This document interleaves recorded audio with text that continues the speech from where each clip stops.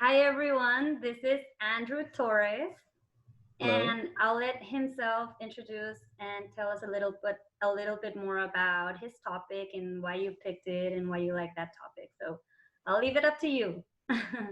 All right. Hi, my name is Andrew Torres, and I just graduated from UTEP with my anthropology degree. So I love anything that has to do with, Native Indigenous history, the Three Sisters gardening. I've done it for 4 years now. So planting corn and bean and squash and peppers and just all these different ancestral plants that my family has been planting and been cooking with and making for centuries. So it's something that's really interesting to know that here in El Paso, we live in a very desertified area. So a quick, background about our area is that the grass that used to grow along the river used to be, 3 or 4 feet high. There were bosques, so we had forests. My grandparents, they told stories about going to the forests, and going inside just, endless trees of cottonwoods and pecans and all this, swamplands, marshlands, etc.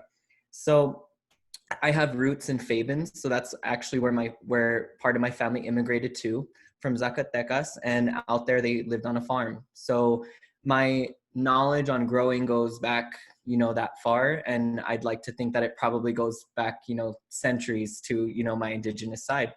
So for me, for today, I'm going to show you guys my screen. I'm actually not sure how to do that right now. How should I show the screen? Let's see. Bam.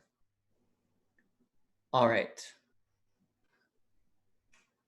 So, bam, Okay, share screen. go to Okay, share screen. perfect. Okay, host disabled, attendee from screen sharing. Okay, hold on. No worries. So I'll go ahead and I'll show you guys what I've been doing lately because I've had a lot of requests from people of asking them to just show people how to garden in the desert, how to make a piece of land here in your backyard or somewhere that you would like to grow things to help make it easier for you. So that's been something that my neighbors have been asking me about. Everybody that passes my house laughs and they ask me about it because it's just, for them, they just can't like wrap their head around, making a place green in somewhere like this. Yes. So let me Okay, go try ahead and try start this. sharing your screen again. Let's see if it works. Okay, let's see. I have to grant access very quickly. Okay. Okay, so I'm gonna have to leave the meeting and come back. Oh That's what I'm no. gonna, Okay. yes. So I'll be right back. Okay. I'll be right back. Okay.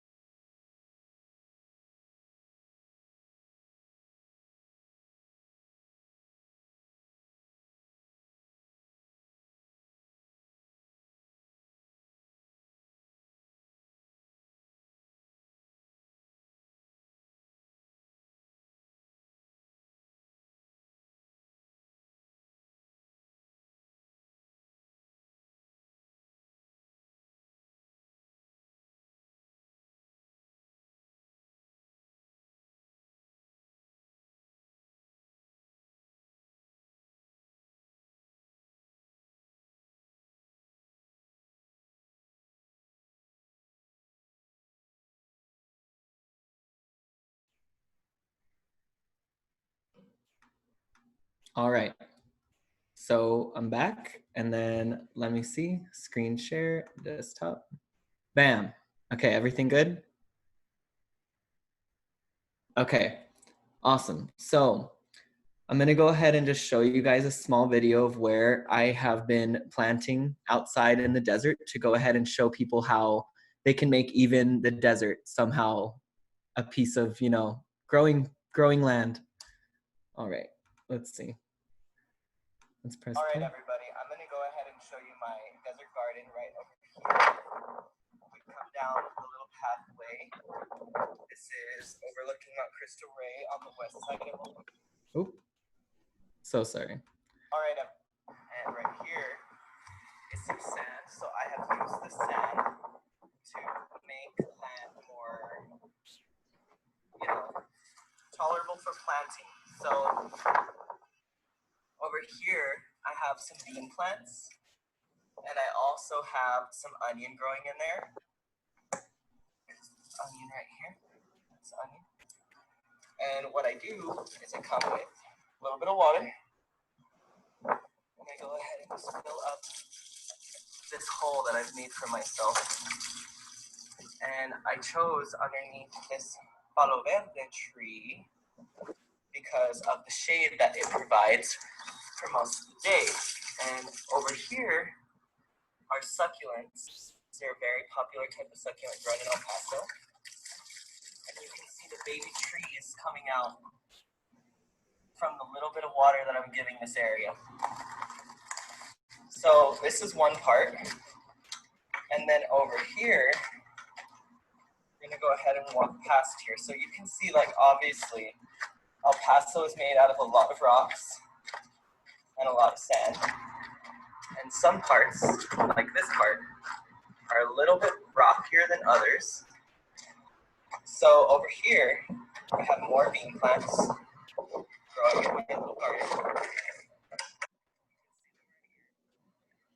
And I've built this little wall of rocks in order to give them shade during the hottest part of the day, because during this time of the day is when the sun goes from all the way over here and it passes through, and it basically shines just so strongly that the only plants that can grow here are plants like this one and this one, this agave, trees like this. So with a little bit of water and a little bit of compost, knowing what you're doing, you can turn any piece of El Paso into a little garden. So these are beans, and this is sunflower right here. This is a sunflower plant. So this was started by seed in a little container, and then it was brought out here.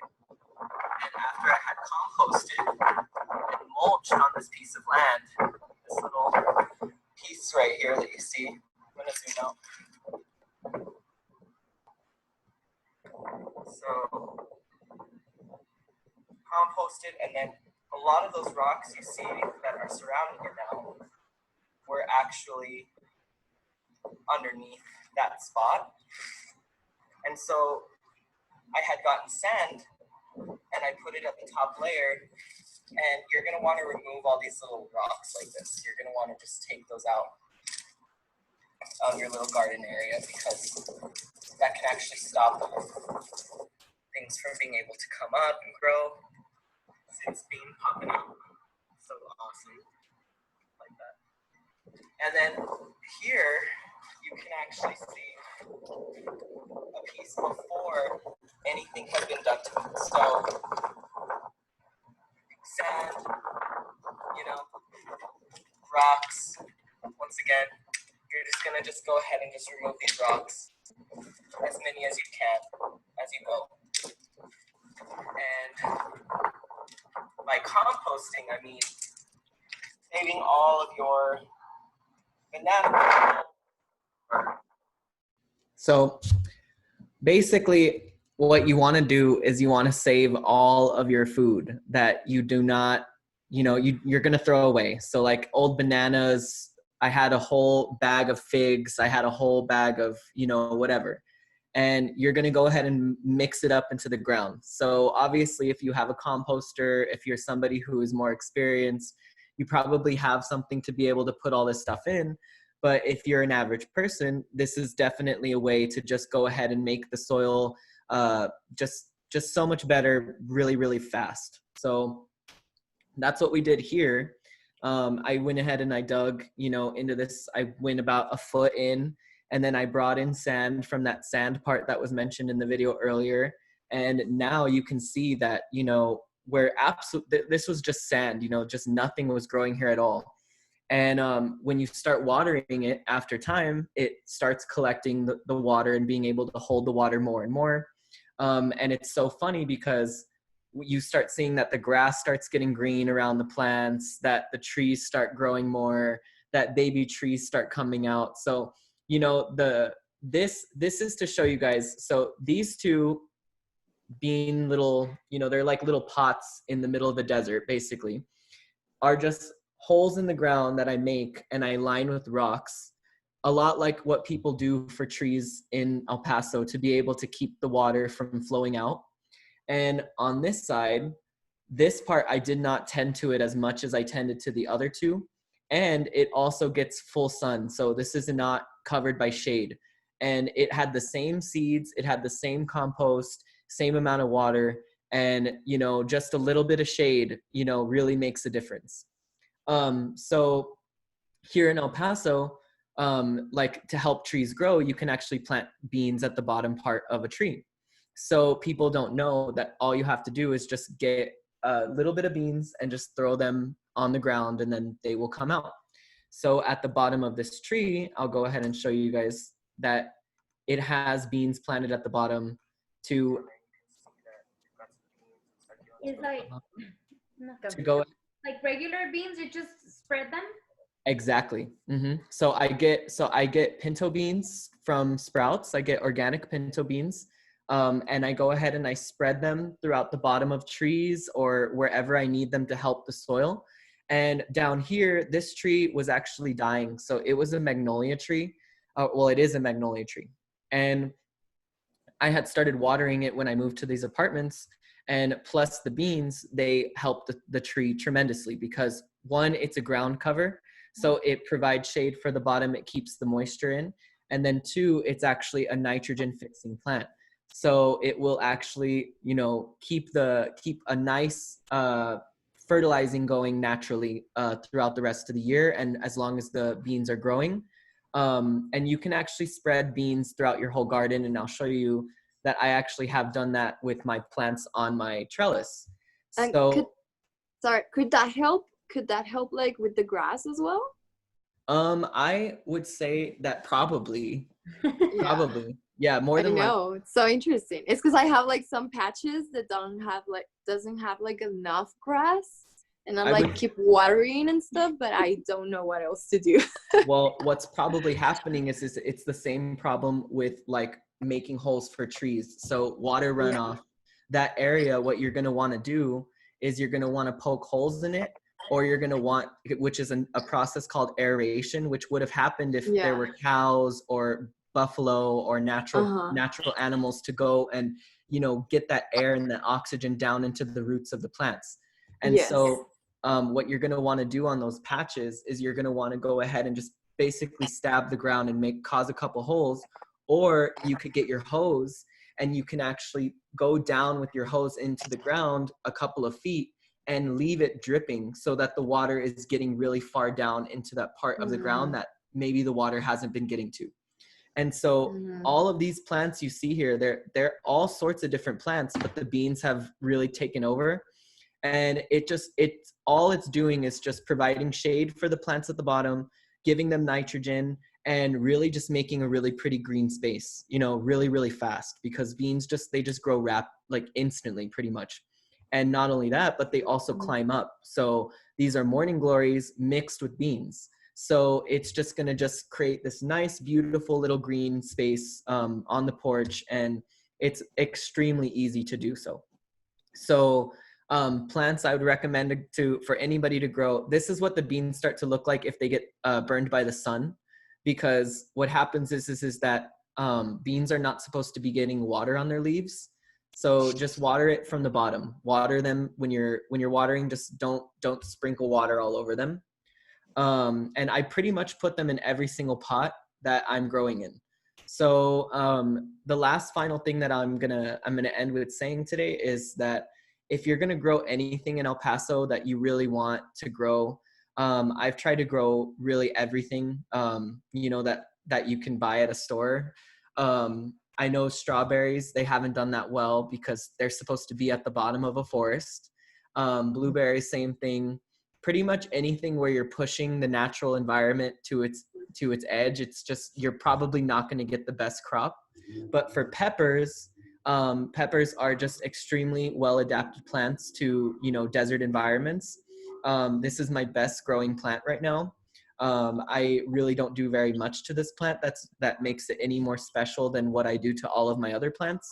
And I would say that, I just would recommend growing, plants that are native to the Americas here. So you're going to want to grow, a squash is another one that is just like, if I had the space, because it has to grow out, I would be growing it here at this apartment complex. But my recommendation is just stick with things that can really manage some heat, because our UVs, here in El Paso, it's like above 10 most of the time. So unless you're in a greenhouse, or unless you have shade, or unless it's underneath a tree, then you're really going to have, you're going to have a hard time growing whatever you're trying to grow. So one last tip is that in shade in El Paso is full sun somewhere else. So I've grown sunflowers that are 10 feet tall that are growing completely underneath a tree. So, and that's the thing is that in any other part of the world, maybe, that obviously wouldn't be okay. But in a natural environment where cacti and mesquite trees and palo verdes are the only things that are coming up naturally, you want to look to them and you want to think to yourself like, okay, I got to work here and I need to find a middle way of finding plants such as aloe vera or succulents or beans that will actually be able to produce and, not require too many babying steps throughout the whole thing, because you don't want to have to be constantly worrying about your plants, especially here in El Paso. I feel like for me, I water my plants every day because it's therapeutic to me. But for a lot of people, I know that that's just not feasible. So thank you so much for, listening to me and, seeing what I do here. And I will keep you all updated with the desert garden when it's actually, giving me flowers and giving me things like that. So I will let you all know. And if you guys ever need anything or need advice with growing something, then I will definitely help you all out. Thank you. Do you Thank you. send us a list of the things that we can grow here in El Paso? Yeah, definitely. Maybe we can share them with everybody and we'll know. And maybe like share with us like what kind of plants grow better in the sun and what kind of plants grow better with a shade. Because I mean, I'm gardening. My sister is gardening, and we're like, like, what do we do? It's so hard. Yes. All of my But plants have. also, because we also have to keep in mind that we live in a desert, so like the ecosystem, so like we have to keep in mind that there's a lot of things that we can't grow, because then it will be a lot of water waste. Yeah, I always look at water consumption when it comes to plants. Mm-hmm. Not just water waste, but just like pushing the environment to its extremes, pretty much. Yeah, exactly. Yeah, because this environment's just not supposed to be hosting all of this stuff. And like as I mentioned earlier, I'll just wrap up with this, that my grandparents grew up here when the river was a mile wide, and when they had peach orchards, they had wine vineyards, they had the amount of things that we used to grow here, it used to compare to the region of the Mediterranean. And that's why we have so many trees that grow here, like the ones that grow all the way up, like the cypress trees and these different trees that we grow here in El Paso that are, people associate them with El Paso now. And basically it's because our environment used to mimic that of that region of the world, of Greece, of Italy. And now that the river is gone, we have gone through a really intense desertification. We have gone through a very intense process where in just 2 lifetimes, my grandparents to my dad to me, they have seen this environment completely drastically change. Temperatures are, beyond anything that they ever experienced as children or, in their young adulthood. And so for us, it's really like we have to understand that we're not just trying to garden in the desert. We're trying to garden in a desertified region that's missing its giant body of water, that would have completely changed this environment, and it was a completely different place, just less than 100 years ago. So those are our challenges, but they're nothing that we can't accomplish. I would say there's one fertilizer I would highly recommend. It's called Dr. Earth, and it's the only non-GMO fertilizer that I actually have found at Home Depot or at, you know, any place. And it's specifically for vegetables and herbs. So just a little bit will go a long way. So yeah. Dr. what? Dr. Earth? Dr. Earth. Mm-hmm. Okay, thank And you. if you buy the one with neem oil, neem is a tree that is grown in India. Mm-hmm. They use it for everything. In Ayurvedic medicine, they use it to cleanse the blood. So if you have any illnesses related with blood, they'll use it as a treatment. And it's proven that if you use it in your trees and in your garden, it'll release like a lot of nutrients to the plants. And Dr. Earth has a product with neem oil. Oh, good to know. Thank you. Well, this was amazing and super interesting, and we're so happy to have you in our conversations. Does anyone want to say anything? Congratulations on your graduation as well. Thank you. Congratulations. Set up. We're supporting you. Thank you so much. And please keep sharing everything that you know. We don't know. Okay. And we would like to know. Okay, I'm gonna be making a YouTube channel soon, so hopefully I'll just be following this, and I'll include some of these videos and stuff to just show people, just, you know, even on the side of a cliff, you know, just a little bit of love, Yeah. a little bit of water, and a little bit of compost, you can make it into something. Mhm. Yeah. Yeah. There's no reason why to not have a garden. Exactly, I have it exactly. in my bedroom. There we go. House right now. That's what I'm talking about. That's what I'm talking about. That's All so right. Well, thank you so much. Thank you Thank everyone you. for joining. Thank you, Andrew. Good luck with Thank everything you. that you do. Thank you so much. Have a beautiful day. Yes, thank you. Bye-bye. Bye.